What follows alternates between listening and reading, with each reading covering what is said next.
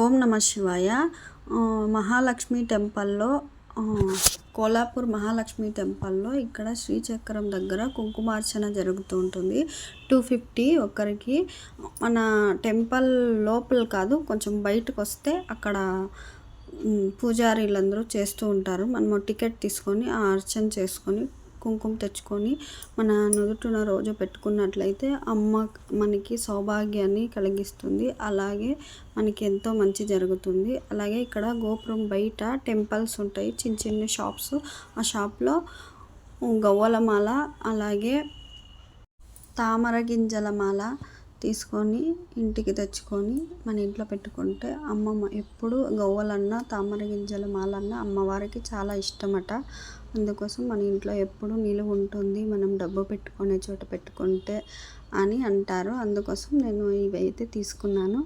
Next ఇక్కడ కనకధార చదివినట్లయితే ఎంతో మంచి.